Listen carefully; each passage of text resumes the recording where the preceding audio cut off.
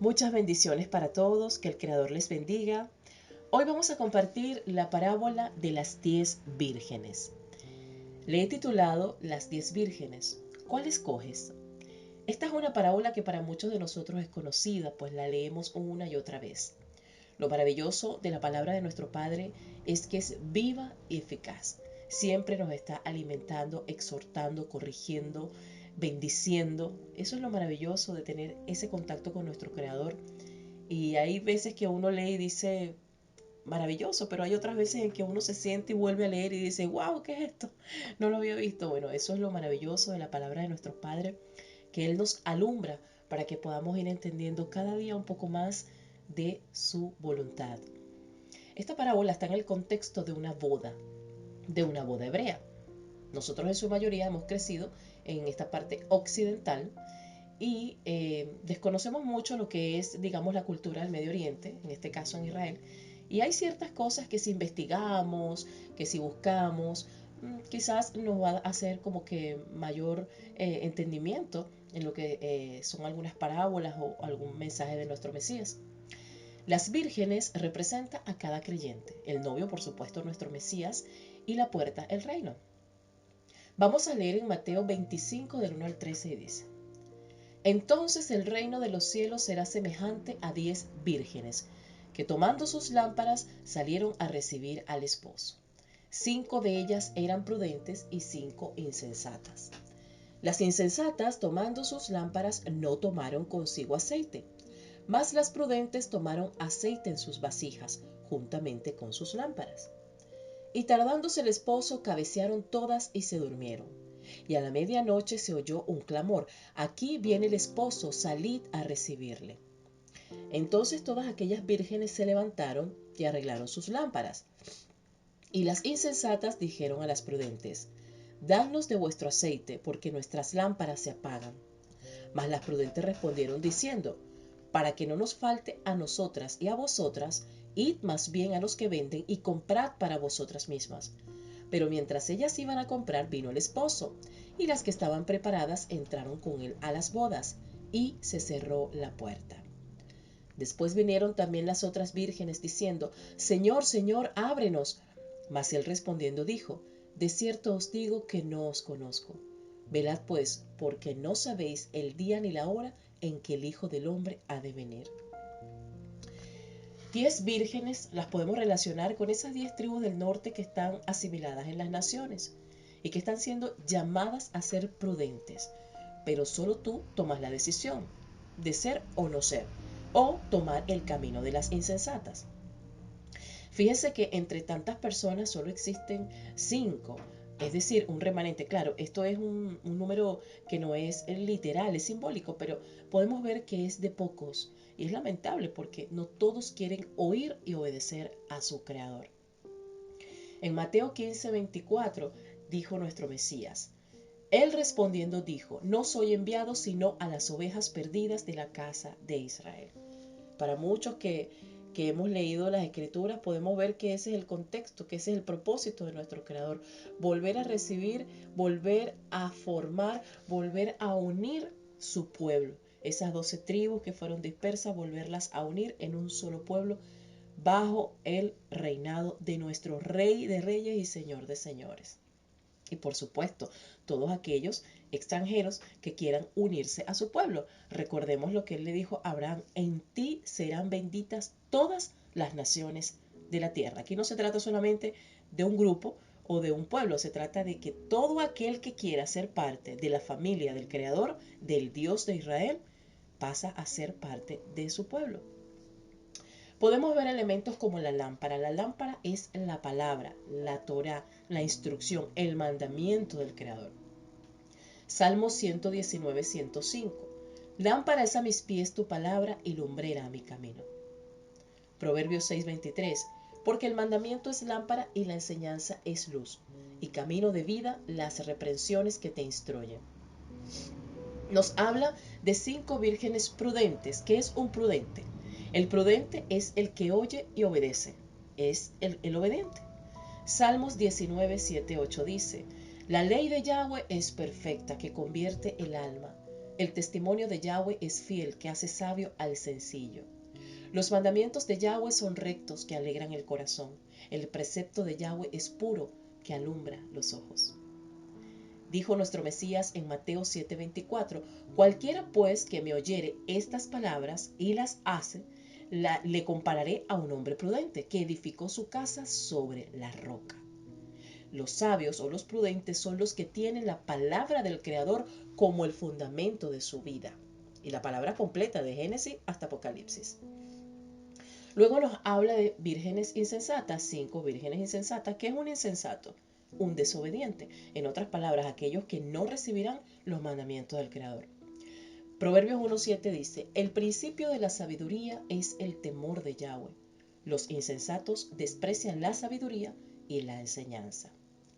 Proverbios 10:8, el sabio de corazón recibirá los mandamientos, mas el necio de labios caerá. Cuando una persona cierra sus oídos para escuchar la instrucción del Creador, es como si algo se apagara. No hay crecimiento, no hay cambios, porque desprecian la instrucción que puede encender su vida en la verdadera obediencia, es decir, encender ese candelero. Otro elemento que vemos es el aceite. El aceite es la obediencia. Para que salga aceite es necesario que las aceitunas sean machacadas. Esto representa las tribulaciones, la persecución, enfermedades, angustia, lo que nos toca vivir en el día a día. Y eso produce aceite. La tribulación produce aceite y el aceite, la obediencia, produce luz. Y esa luz es la Torá o instrucción del Creador. El Mesías dijo, yo soy la luz del mundo, porque Él es la Torá hecha carne. Es el que alumbra la vida de una persona. Entonces, deja de querer ser luz a tu manera, ¿verdad? O a la del mundo y empieza a oír la verdadera voz del pastor de tu vida, a su manera. En Levíticos 24:2 dice, manda a los hijos de Israel que te traigan para el alumbrado aceite puro de olivas machacadas, para hacer arder las lámparas continuamente. Recordemos el proverbio, porque el mandamiento es lámpara y la enseñanza es luz. Cuando tú recibes el mandamiento, alumbra tu vida y cuando la pones en práctica, ilumina a los demás, tu entorno, lo que te rodea. Se trata de ser obedientes para tener buenos frutos. Fíjense que las vírgenes prudentes mandaron a las insensatas a comprar el aceite. Proverbios 23:23 dice, compra la verdad y no la vendas, y la sabiduría, la enseñanza y la inteligencia. En el verso 11 regresan las vírgenes insensatas y le dicen al Señor, Señor, Señor, ábrenos. Y Él les dice, no las conozco. Hacemos énfasis en este versículo que habló nuestro Mesías en Mateo 7:21-23 y dice, no todo el que me dice, Señor, Señor, entrará en el reino de los cielos, sino el que hace la voluntad de mi Padre que está en los cielos. Muchos me dirán en aquel día, Señor, Señor, ¿no profetizamos en tu nombre y en tu nombre echamos fuera demonios y en tu nombre hicimos muchos milagros? Y entonces les declararé, nunca os conocí, apartaos de mí, hacedores de maldad. No los conoce porque han caminado como han querido y no han oído su voz. Las insensatas no quisieron aceptar el testimonio del Mesías. Nosotros podemos ver en la transfiguración cómo Moisés y Elías se coloca uno a cada lado del Mesías. Moisés representa la Torá y Elías representa a los profetas, porque la Torá y los profetas es el testimonio de nuestro Adón Yahshua. Y esto es los que no son conocidos por él porque desprecian la Torá, desprecian los profetas, por lo tanto no están siguiendo al verdadero pastor, a la luz del mundo, a la Torá que es la luz que alumbra tu camino. Él dijo, si me amáis, guarda mis mandamientos. Está claro. Vemos también que todas son vírgenes con lámparas y aceite, pero solo 5 se ocuparon de mantener ese aceite, de obedecer hasta el final. Las otras se quedaron en las obras, sacaron demonios, profetizaron, hicieron muchos milagros y nada de eso les sirve si no hay obediencia a la voluntad, a la Torá del Creador. Hay muchos hermanos nuestros que queremos mucho, que están en otras denominaciones, que tienen al Mesías, pero ellos rechazan, desprecian la Torá, la instrucción, que es la que realmente nos santifica. Y tenemos a nuestros hermanos de la casa de Judá que tienen la Torá, pero rechazan al Mesías. Y debemos entender que necesitamos ambos, porque tanto la Torá como el Mesías es el testimonio de nuestro Mesías. Ahí estaríamos completos en lo que el Creador ya estableció. Él está levantando a aquellas personas para que lleven el mensaje a su pueblo, para que el pueblo deje de ser terco, salga de la religión y de la dureza del corazón, de esa dura cerviz. Como dicen los profetas, pueblo de dura cerviz.